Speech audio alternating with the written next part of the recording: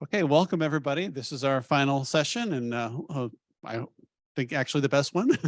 But this is the one where we talk about policy. Once we have a lot of great ideas about the environment, but as I always point out to my students, eventually we have to put it into policy. Eventually we have to make this work somehow.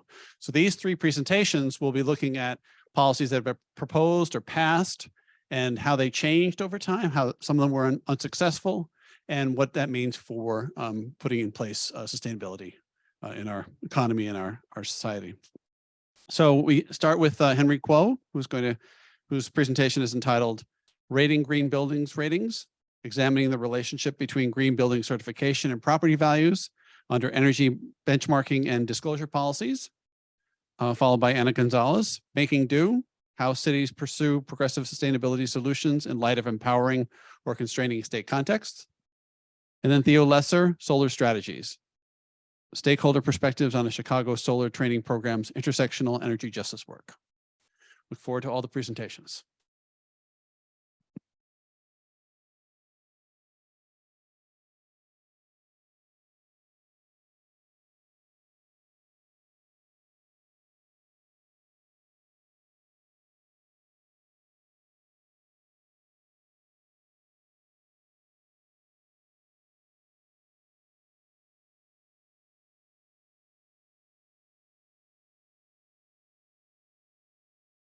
All right, hello.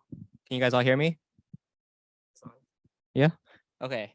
Hi, everyone. Thanks for coming. My thesis is about green building certification programs, specifically the relationship between certification status and property values under the context of mandatory energy reporting policies. I'll go into more detail later, but first, some background on the current landscape. In the sort of like the broadest of contexts, a big chunk of global energy use and carbon emissions, roughly a third of each, comes from the construction and operation of buildings. And this should be pretty obvious, but it's a pretty good place to target if we're trying to reduce carbon emissions and energy use. So people in the 1990s began to recognize the importance of building more sustainable buildings, but a question soon arose. How do you differentiate between environmentally friendly and unfriendly buildings? Green building certifications, with LEED being the poster child, were developed as a solution to bridge the information gap. And for a while it worked, but by the early 2010s, it became increasingly clear that the design was not sustainable long-term. On one hand, developers were turned off by the long, costly, and cumbersome certification process. And on the other hand, environmental critics argued that LEED did not sufficiently address the root environmental concerns, since it focused on conceptual design rather than operational performance, and that its prescriptive approach unnecessarily restricted innovation. Recognizing the shortcomings, there was a shift towards lower cost energy performance-based certifications, and some cities have introduced mandatory energy benchmarking policies. One such city is Chicago. In 2013, the city of Chicago announced the Chicago Energy Benchmarking Ordinance, which requires all buildings larger than 50,000 square feet to report their annual energy consumption data, which is then compared with similar buildings nationwide and given a score of 1 to 100 percentile rank in accordance with Energy Star, a US EPA-run certification. Then, to make it easier to understand, the city introduced the Chicago Energy Rating, its own rating system, which is on a 4-star scale based on the Energy Star score, as well as year-on-year improvements. These scores are required to be posted at the building entrance and online. So then the big question is, do they work? Do green building certifications add economic value through sales and rental premiums? Overall, existing study results have been mixed. Some studies show a significant relationship between certification status and sales and rental prices, but some don't. And also there has been a noticeable downward trend as the newness factor fades. However, it is important to note that researchers have taken a very narrow approach to answering the above question. existing studies almost exclusively focus on commercial office buildings rather than residential buildings. And most research focuses on LEED, which isn't representative of all certifications, since each of their cost benefits for each certification can be very different. Furthermore, the effects of mandatory energy benchmarking policies have not been fully explored, since they are a relatively new policy mechanism. So my study focuses on this gap. Specifically, it looks at multifamily residential buildings in downtown Chicago, a city that has a mandatory energy benchmarking policy. And the certification programs that I'm looking at that are not LEED are Energy Star Score and Chicago Energy Rating, which are both based on energy consumption. And the dependent variable that I'm looking at is sales prices. And so to achieve this, I use data from two sources. Firstly, property level residential real estate transaction data from public property records that have been collected by an online database called Property Radar. And secondly, building level data from annual Chicago Energy Benchmarking Report datasets that have been obtained from the Chicago Data Portal. And on the right, you can see it's just like a snippet of what the latter dataset looks like with, I mean, there's a lot of columns missing and rows missing, but that's just kind of what it looks like in its raw form. I'm going to skip this. So for the actual data analysis, I started with a simple linear regression to see if there's a correlation between Chicago Energy Rating and Energy Star Score and property values. But there are two major issues with this approach. Firstly, it ignores intra-year variation, such as seasonal effects. And secondly, it ignores the possibility that the relationship may not be linear, such as the case for if there are cutoffs for the certification. So to account for these issues, I compared monthly median sales price data for units in buildings with Energy Star scores above and below 75, the threshold for being Energy Star certification eligible.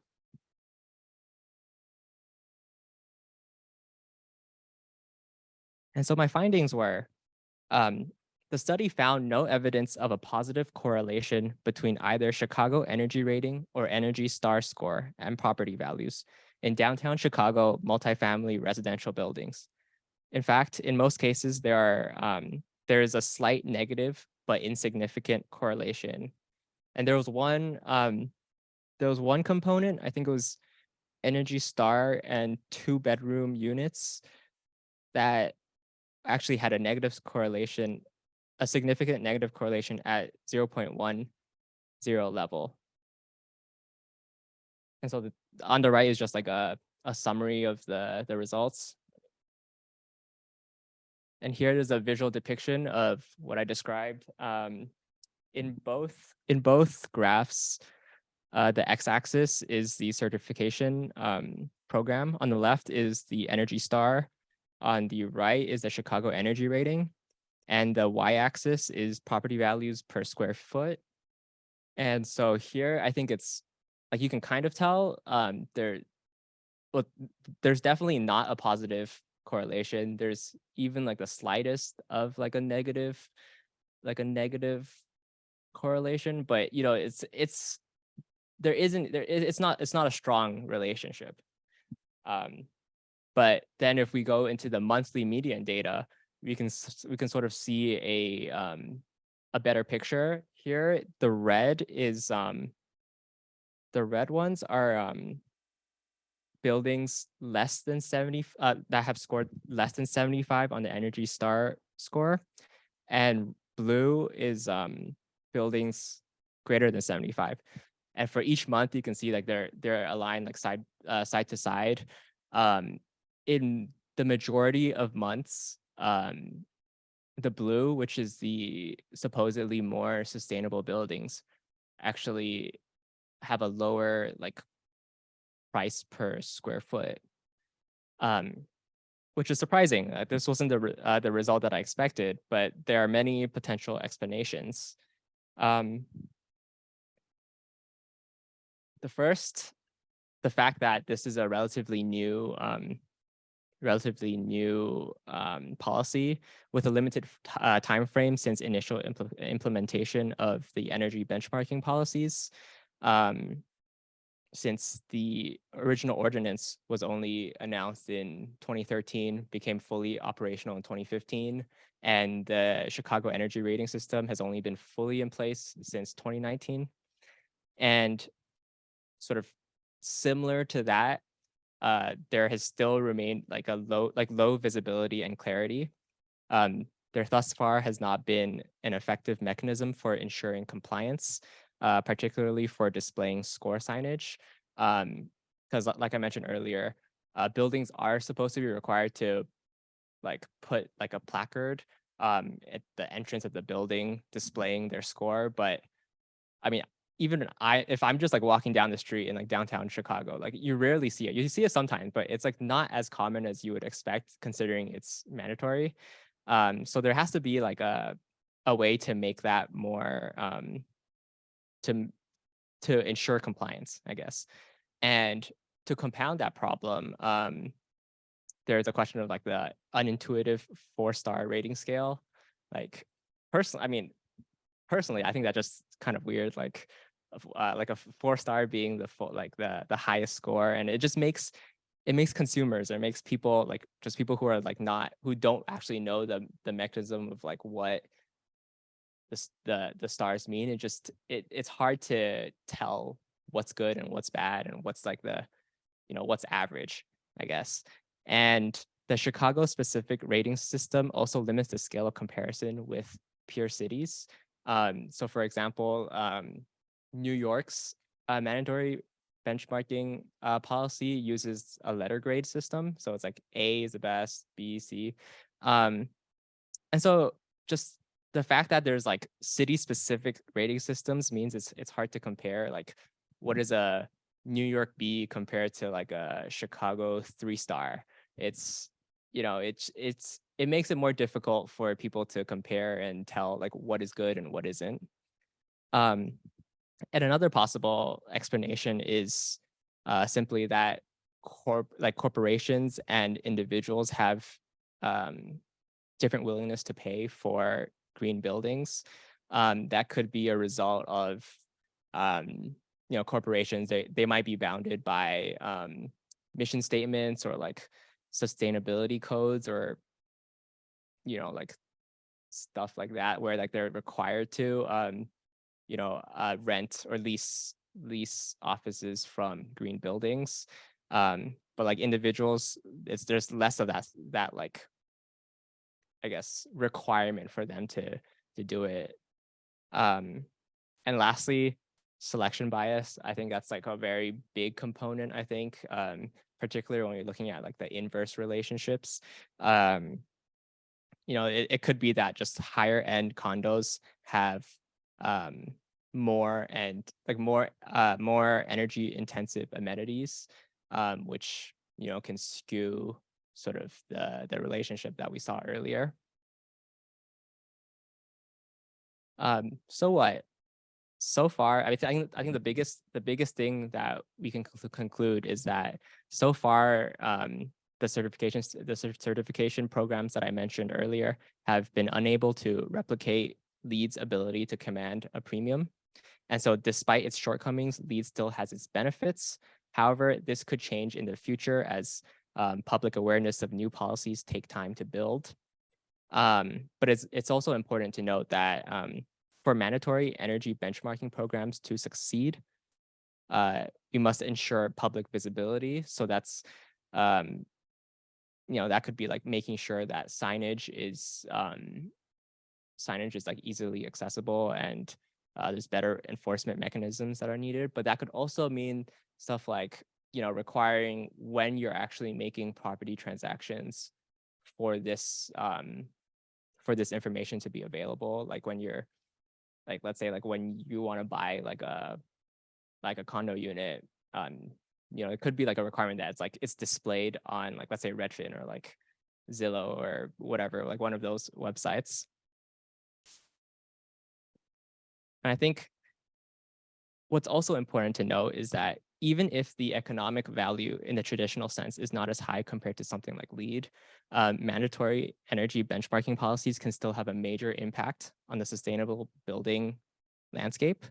The creation of a low-cost, easily accessible certification system fundamentally alters the pathway towards achieving more sustainable buildings. So in terms of building life cycle, that means a shift from, whereas LEED is like focused on sort of the initial construction of a building or major renovations. Here, like mandatory certification programs, it sort of opens the possibility for improvements throughout, like pretty much any time in the operation of a building. And the active participants also change. So in the past, like for LEED, it's primarily concerned with developers. But here it gives agency to individual building managers to make marginal improvements where otherwise they wouldn't be able to, or they wouldn't be incentivized to. And last of all, just a brief acknowledgement of the limitations of my study. I think the first one is just there was a trade-off between standardizing confounding variables and maintaining a large enough sample size for significant conclusions to be drawn. So that kind of caused me to not be able to account for some of the other property value determinants, such as building age, floor, like whether it was renovated, that sort of thing.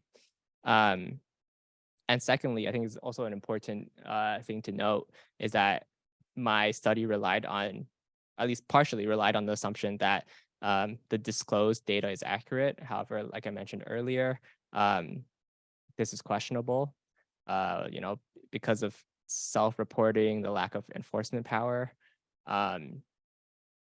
Yeah, and I think so. So by ensuring that there are better, more effective mechanisms for compliance, I think that not only like improves the sort of the economic value of certification, but also allows us to draw better conclusions from studies, like focusing on those issues. Thank you.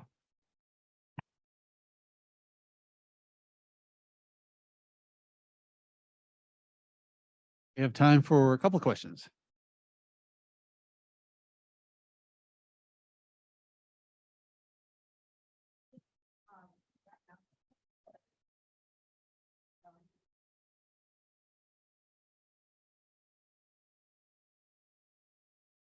How did you narrow down the scope of your research as for like geographical locations? Yeah, that was like the slide that I kind of skipped.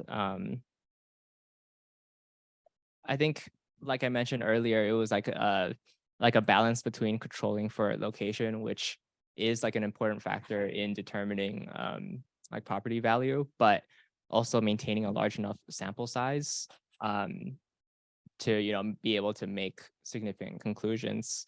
And so I ended up choosing it's like a number of zip codes, but it's essentially like the near north side, the loop, the near south side, and the near west side. So it's kind of just like when you think of like where the most downtown area is, like kind of that area.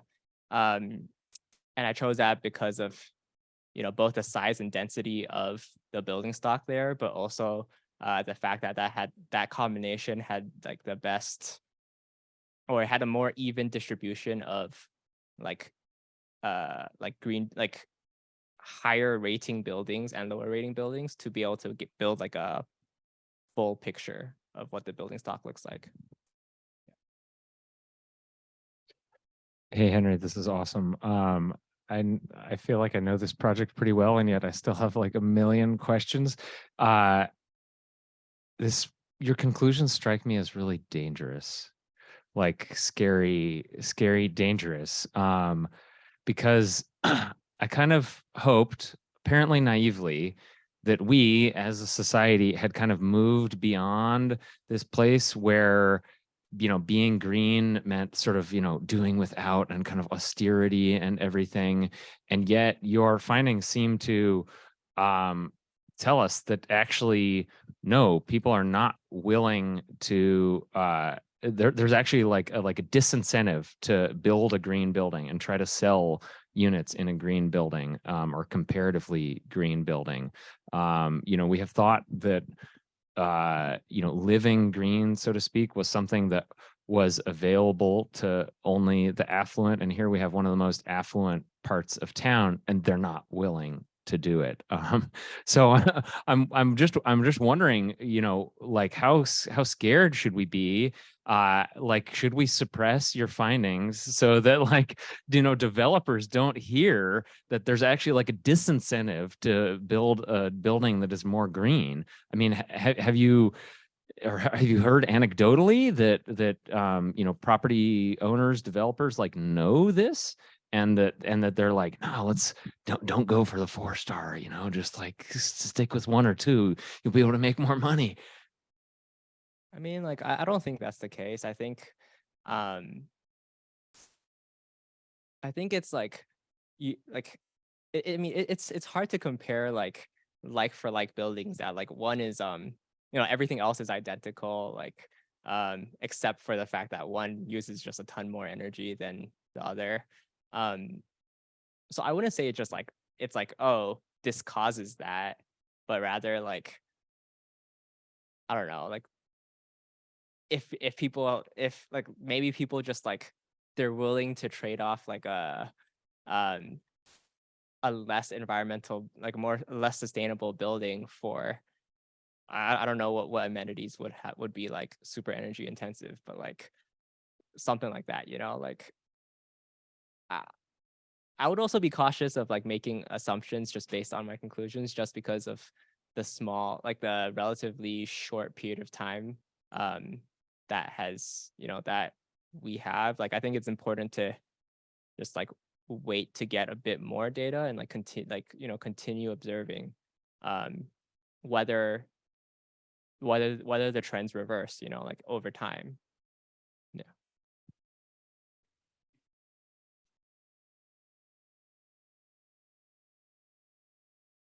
Thank you, Henry. Will we turn to Ana now?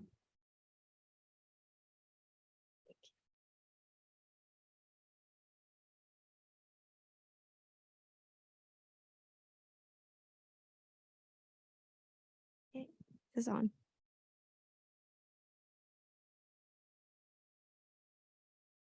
Okay. Hi, everyone. Oh. Yeah.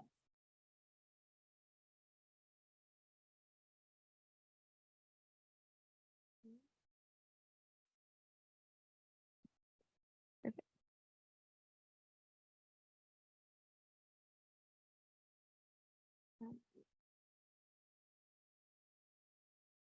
Okay, perfect. Hi, everyone. I'm glad to see some familiar faces and some new faces here. Thanks for coming and listening to my presentation. So this is the title of my presentation. It's Making Do: How Cities Pursue Progressive Sustainability Solutions in Light of Empowering or Constraining State Contexts. So to start with a little bit of kind of background and situating of the problem. So kind of broad consensus about urban innovation and sustainability governance has it that action is largely being addressed at the municipal level. Cities are really stepping up to take action in terms of environmental sustainability, and especially in light of international, national, and often state level governance gaps, considering that this action has largely been scattered, inconsistent, and unreliable. And so in order to address that, going all the way down kind of the policy ladder, cities are really stepping up to the plate in many ways. And kind of the second piece of that is that despite cities stepping up to the plate, many of them are doing this in different ways, or they're having different results in trying to do this. So while some cities are able to be kind of policy pioneers and are leading the way in passing innovative sustainability policies that kind of mirror and adopt from expert research, things that are highly technical, transformative, and are really transforming urban form and urban life. There are other cities that are really struggling to get anything done at all. Even if they're advocates on the city level, they face certain institutional barriers to getting sustainability governance done on the municipal level. So like I kind of alluded to, there's a way to frame this in terms of the institutional barriers to sustainability. So that's kind of taking a lens of organizational sociology, looking at the city government and seeing how, if it's trying to adopt and pursue sustainability policies, what the city government as an organization, what institutional barriers does it face within its policymaking environment? And so that's kind of the lens that I'm using. So moving on to this third box. Prior research on institutional barriers to sustainability has shown that state context is a really significant part of this. So the reason that some cities are succeeding and some are failing is in part related to the state context in which cities are operating. And we can also just know this, we know this through research, but also just intuitively, like states are oftentimes preempting or encouraging their cities to, they're either stifling innovation in certain ways, like through legal mechanisms, or they can also be really supportive through funding and through kind of political rhetoric. So we already know that state context matters. And kind of this fourth box here, it's also the case that state context matters in different ways for different cities. So it is also the case that state-city relationships are different, qualitatively different, depending on the context. So that is like a lot of background to say that variable state context has the potential to empower or constrain cities' environmental policy efforts. And I basically wanted to know how. So these were a few of my key research questions. So first of all, what explains the significant observed variation among local governments' approaches to sustainability? And how are cities interacting with their states in pursuing local sustainability policy? How can we characterize the nature of this interaction? How is it different in different relationships, state-city relationships? And then ultimately, how does that impact their ability or propensity to pass sustainability solutions? And then kind of this last question is getting at my more narrow contribution, which I will get to in just a moment, but it's specifically looking at 2 case studies and comparing them in order to kind of get at some of these themes. So first, I focused on bag taxes in order to kind of approach this question. So I was looking at bag regulation in Chicago and Tempe, and the reason I wanted to look at bag taxes is because it represents an instance of policy innovation. So that is to say, it's a new solution to an old problem, namely plastic pollution. And it's particularly attractive to local governments because they have a legal jurisdictional precedent to regulate waste management. And it's also an instance, I also wanted to look at bag taxes because it's an instance of policy diffusion, which means that it's a policy solution that's spreading among local governments, especially at a particular point in time. And I'll talk about this timeline in just a second. So particularly between 2014 and 2016, a lot of bag regulation was kind of a hot policy that a lot of local governments were spreading and adopting. So a little bit about this timeline. This kind of sets out the first US bag regulation in 2007 was in San Francisco. And then there's kind of this middle period where a lot of activity was happening in here. And so Chicago and Tempe, which were my 2 case studies, both introduced bag ordinances in the same year, 2015. And spoiler alert, Chicago's passed. Obviously, if you guys have, where to go to the store and buy a plastic bag, you pay 7 cents for it. And Tempe's failed. And so I also, kind of in terms of the policy innovation and policy diffusion discussion, I also wanted to note a couple of the kind of more macro factors that I think are encouraging cities to do bag taxes, but also other types of sustainability solutions. So, also in 2015, you have the adoption of the SDGs, the Paris Climate Accords. You have the Rockefeller Foundation really allowing cities to step up to the plate through their 100 Resilient Cities program, which just basically gives funding and capacity to cities to take on sustainability solutions. And so you have this kind of period of 2 years where there's a lot of activity. And so that's kind of why I wanted to focus on bag taxes. As far as Chicago and Tempe, I chose those as my case studies, simply, honestly, because one succeeded and one failed. And they were both introduced in the same year. And so Chicago succeeded, again, like I said, and Tempe's failed specifically because of state intervention. And so I thought that would be a good opportunity to explore the difference in the state-city relationship by comparing those 2. So a little bit more about my approach. So I used this conceptual framework of looking at the factors of the state-city relationship along legal, institutional, political, and ideological lines. So it's kind of a three-pronged conceptual framework. And I chose it, I mean, because simply like it's theoretically kind of clean and simple because it's mutually exclusive and collectively exhaustive, meaning that the categories are wide-reaching enough to capture many, if not all, relevant factors, but they're not so broad that they're exceedingly vague or overlapping. And I also kind of structured my interview protocol to elucidate, findings about each one of these factors of the state-city relationship. So my data and methodology, I conducted 12 qualitative semi-structured interviews. So I interviewed, I have a chart on the next slide, but I interviewed 5 people who were involved in kind of the Chicago, Illinois relationship and 5 people who were involved in the Tempe, Arizona relationship, and then 2 background interviews with a couple of different NGOs who were, fighting on either side of this plastic policy debate. It is important kind of methodologically to note that it's a quote unquote an easy test in terms of case study because, one obviously failed and one succeeded. But because I'm kind of getting at the more narrative accounts of why and how they failed or succeeded based on the state-city relationship, it was fine. And yeah, to identify interviewees, I looked at some of the names that were mentioned in the policies, in addition to, some of the website archives, news articles, and other online materials. And interviews were appropriate for kind of what I was trying to find because it helped provide a narrative account of these complex policy processes, and it supplemented what I could already gather from policy documents. And then in terms of data analysis, I used grounded theory, which is premised on inductive reasoning. And that kind of allowed me to code the interview transcripts with first order themes. So that's like directly what I heard.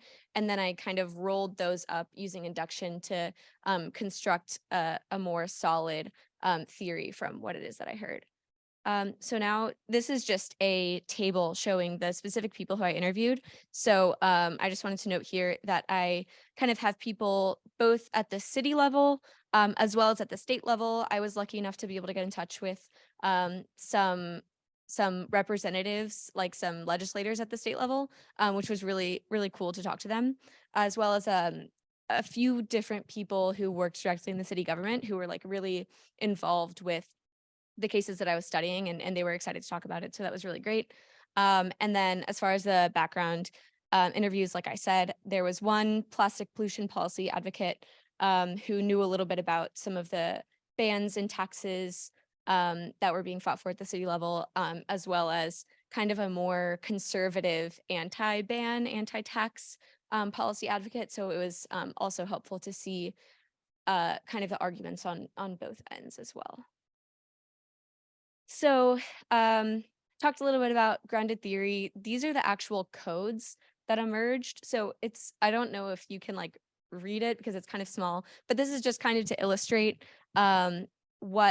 what it is that I found when I was analyzing my interview transcripts. So like I said, the first order codes kind of are a recreation of what it is that I heard. And then I kind of rolled those up into more thematic second and third order codes.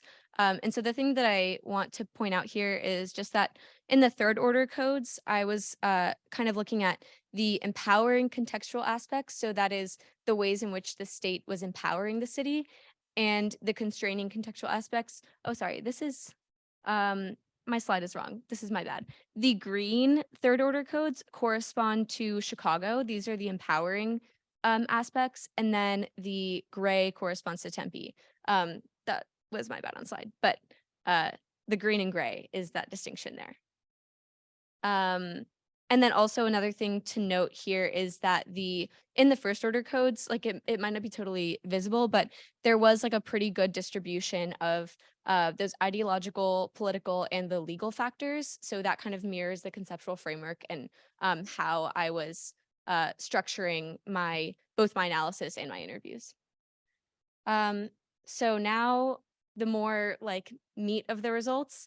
mapping what I heard onto the conceptual framework. So the conditions that I found related to state-city relationships that influence local innovative potential were the first on the legal dimension, the relative degree of legal autonomy versus legal dependence. So legal autonomy would characterize the relationship between Chicago and Illinois.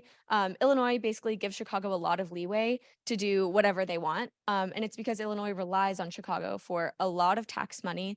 They hold a significant portion of the population, and they just are a huge economic engine for the state. And so they're given, they have home rule, they have a large degree of autonomy, and yeah, basically politically they can do whatever they want. In Tempe, it's a little bit more tenuous because there's not so much of a like big fish in a small pond notion. There are a bunch of cities in Arizona that are all kind of that are all of a similar size. And so Tempe does have home rule, but it's been challenged quite a bit by the state. There was like an attempt to remove home rule from the Constitution, but basically they rely a lot more on the state level, and the state is a lot more active in kind of monitoring the local policy of Tempe and other cities in Arizona. And then on the political dimension, I looked at relative degree of political facility. I called it political facility versus political susceptibility. So this just has to do with the fact that Chicago is a much bigger and more capable city. There are higher budgets. They have a history of having a strong mayor and being more politically active.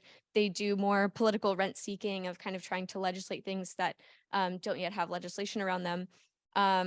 And Tempe is just a smaller city. It has a council manager structure, which is a much weaker structure if you're trying to do these large political actions. And then, like I said, it's one of many mid-sized cities in Arizona. It doesn't have the same kind of big fish quality. And local government officials are part-time. They kind of tend to fall into their place, whereas Chicago has these very strong, active political advocates. And then the last thing is relative degree of ideological alignment versus ideological conflict. So this really, the simplest way to say this is just that there's a clear partisanship divide between, from Chicago to Illinois. They're both left-leaning, democratic, politically liberal places, and they tend to be moving towards similar goals, whereas Arizona is a much more conservative state. And so Tempe's, kind of quote unquote liberal or left leaning efforts are not taken kindly, or at least as kindly. And then there's also, I don't really have time to talk about it too much, but cities, Chicago and Tempe, are responsive to these state environments. And so they're kind of approaching policy in specific ways that are kind of reflective of the environment that they're situated in. So just to kind of wrap up, one, state context matters. We already knew this, it was clear, but I think that my study helps confirm this, and it helps kind of elucidate how it matters. And so I do that by identifying 3 dimensions along which it matters: legal, political, and ideological, excuse me. And so namely, those are these 3 axes that I was talking about. So 1, relative degree of legal autonomy versus legal dependence; relative degree of political facility versus political susceptibility; and 3, relative degree of ideological alignment versus ideological conflict. And then 3rd, based on state context, cities are responding in distinct yet appropriate ways in order to try and pursue sustainability in different ways. I know I'm running a little short on time, but I will go quickly through applications, limitations, and future directions. So applications, I think this is a good starting point for understanding the relationship between cities and states. It can kind of be used in a practical way to understand how cities can anticipate and work around state limitations if they're trying to do environmental policy innovation. It can also be potentially applied to other areas of regulatory policy and environmental regulatory policy, like energy benchmarking, pollution management, waste management, water air quality regulation, and could even be applied beyond environmental regulation. Some limitations are not sure how universally applicable it is. So I'm not sure how applicable it would be in non-regulatory or initiative-based policies. Also, of course, only 2 case studies were examined. I think it would be interesting to do a similar study with more case studies. And then the other thing is, because I'm examining a specific moment in time, I'm curious to know how translatable this framework is through time. If this is just representing like a very specific, moment of high partisanship and, high political tensions.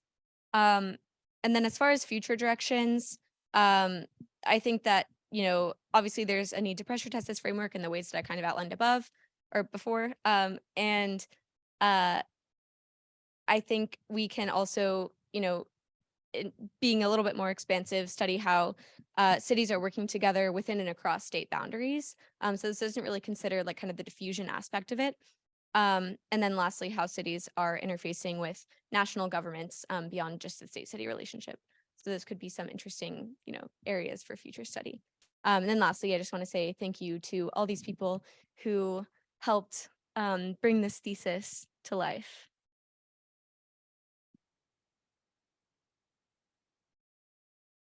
Thank you very much, Anna. I think we have time for one question.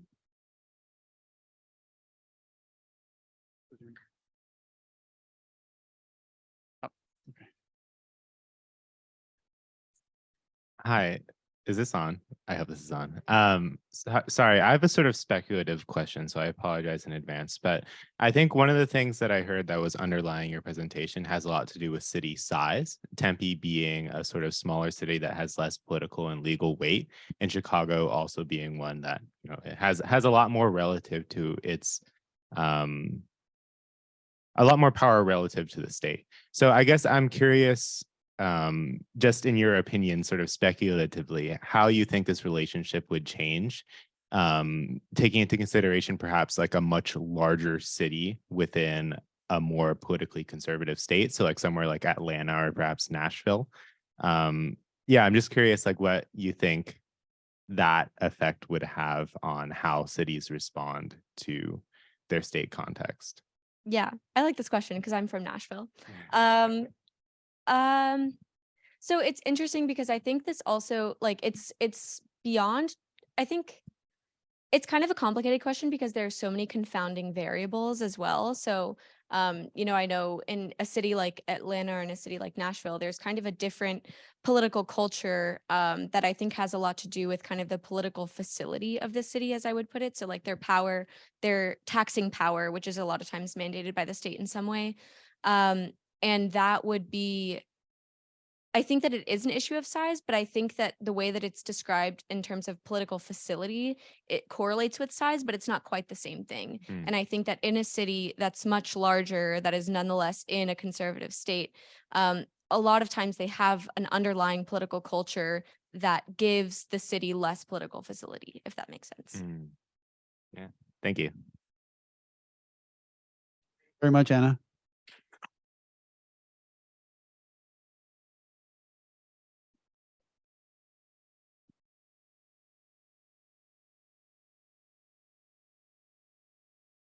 We turn now to Theo.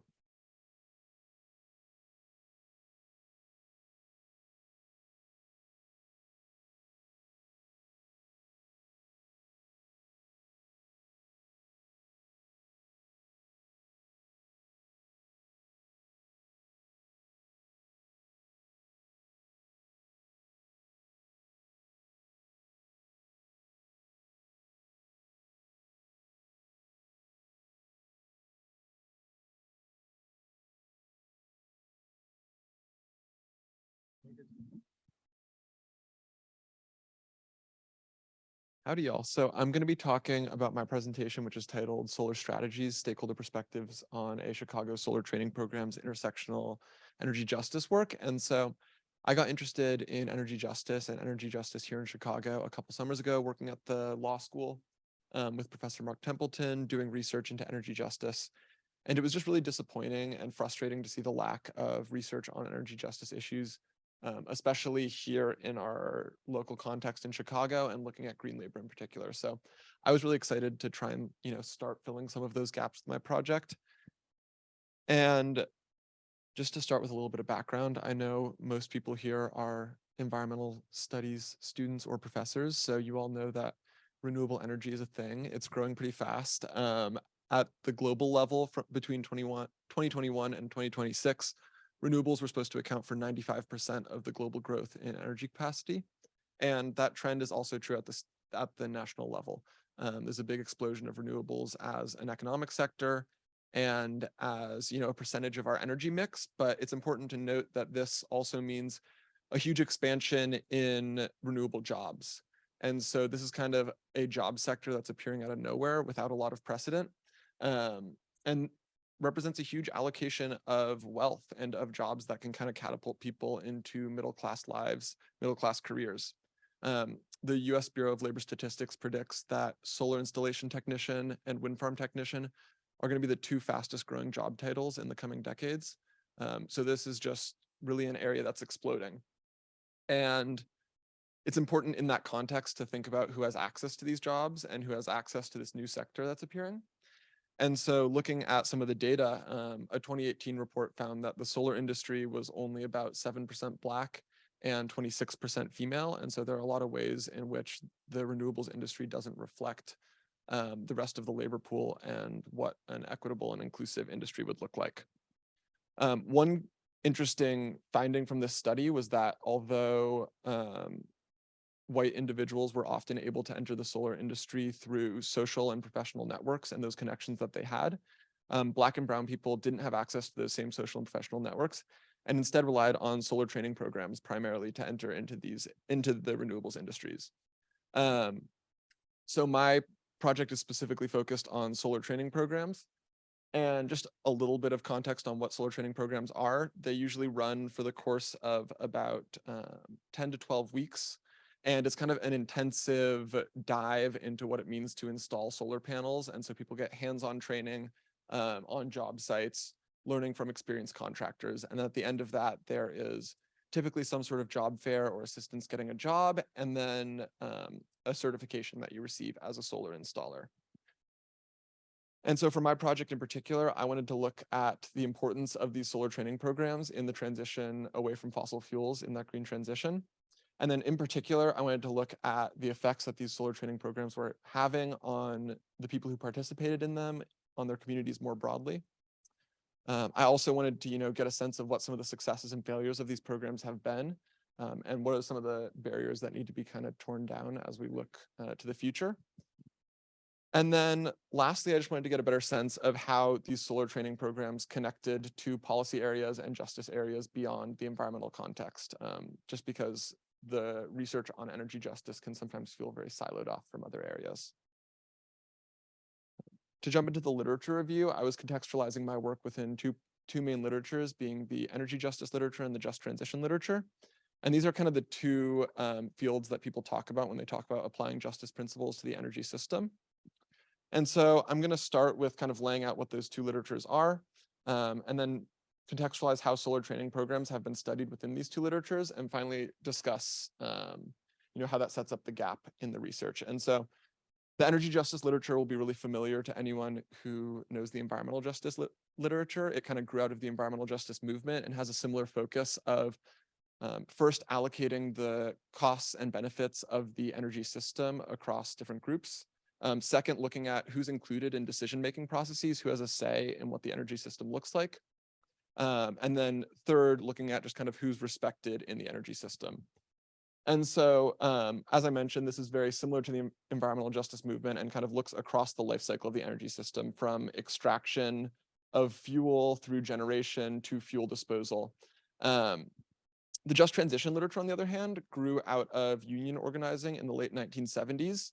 And union organizing in polluting and fossil fuel industries. And it was really looking at how environmental policy was affecting these workers and trying to cushion that blow and use the benefits produced by the transition away from fossil fuel to mitigate some of those harms that are produced by the transition away from fossil fuels.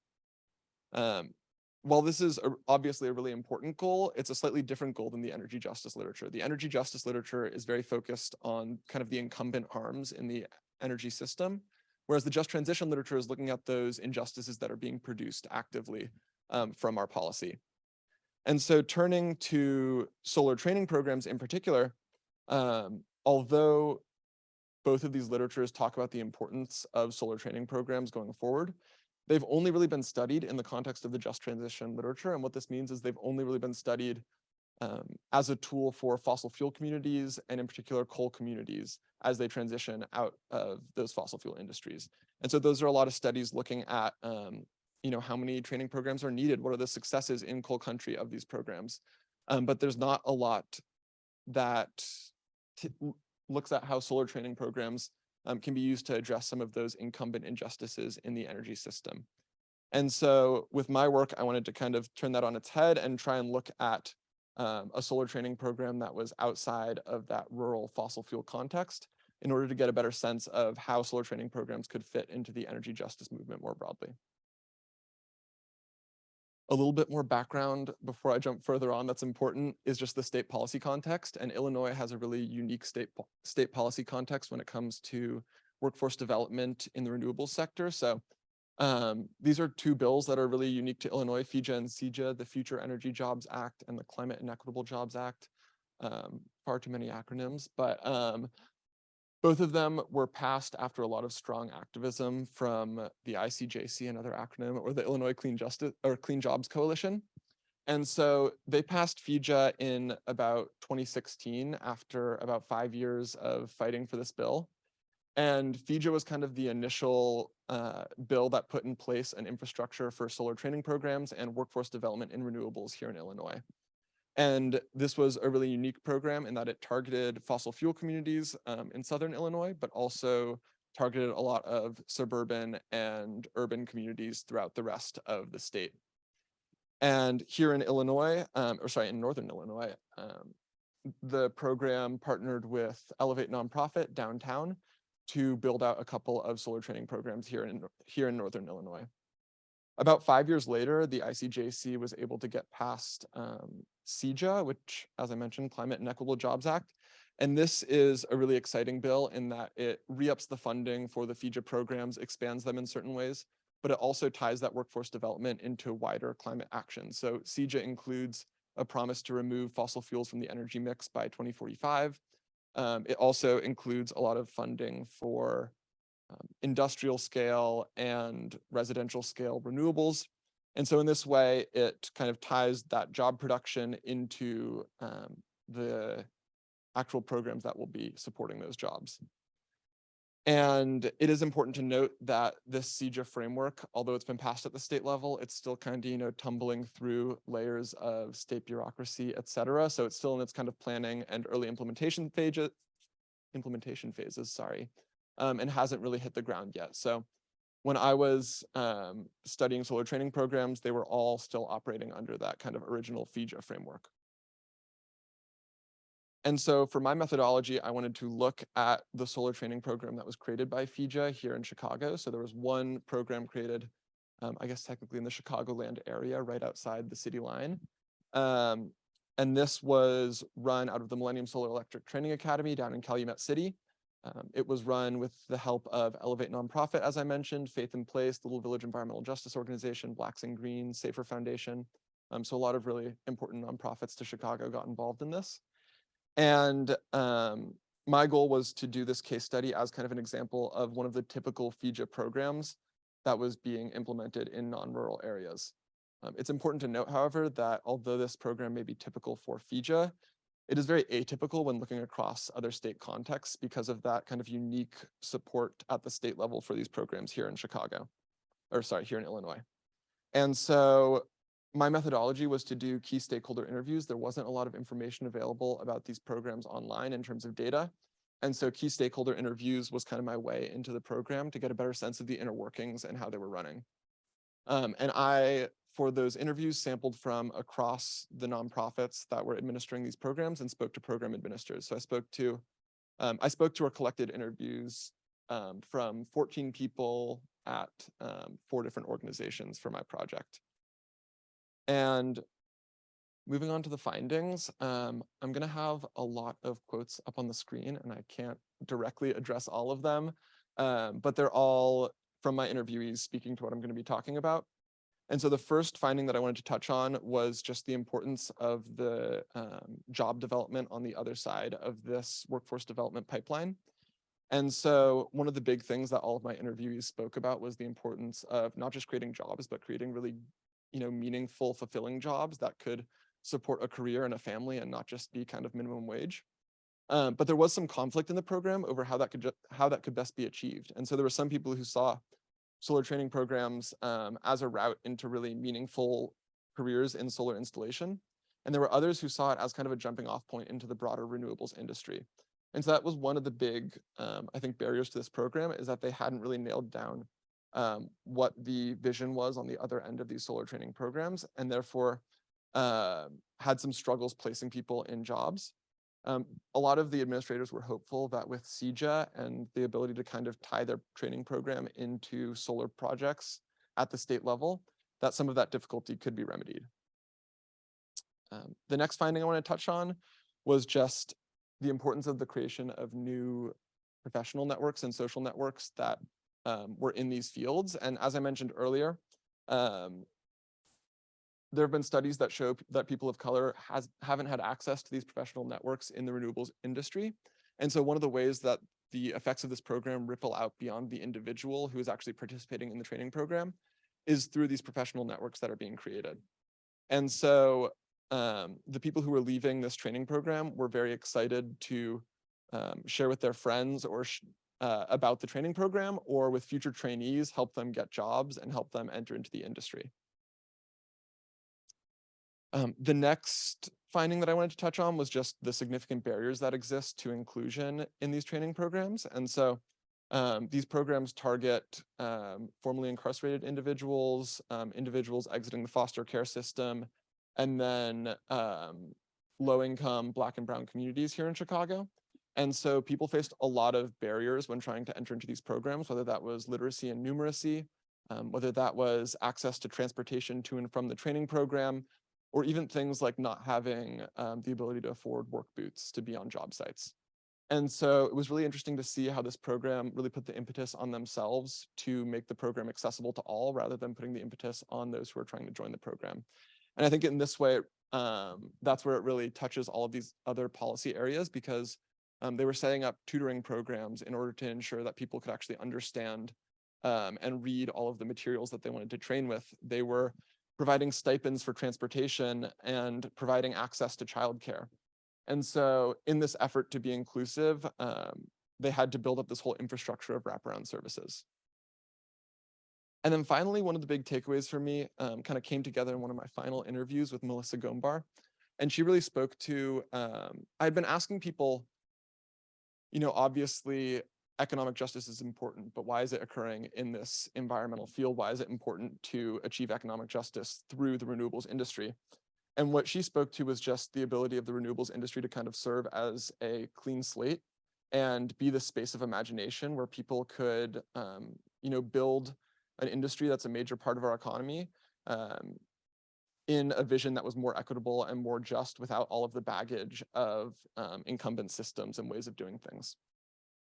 And so moving on to some quick conclusions, one of the big takeaways, I know it's surface level, but these training programs have been incredibly successful at bringing people across the city of Chicago into an industry that they wouldn't otherwise have access to, and has gotten them into really well-paying long-term jobs. And that's really exciting. And Illinois is unique in having passed these policies at the state level. And so I would be really excited to see those expanded out to other states.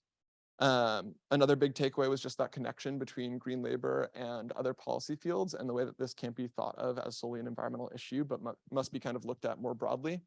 And then finally, just some areas for future study. I sadly didn't get to speak to participants of these training programs, and I would be really excited to do that work, or to see someone else do that work, to get a better sense of those actual impacts on the individual. And then I also would really like to see comparative work between these non-rural solar training programs and those rural solar training programs that are targeting fossil fuel communities, to get better context for how the differences create contrast in different focuses. Thank you.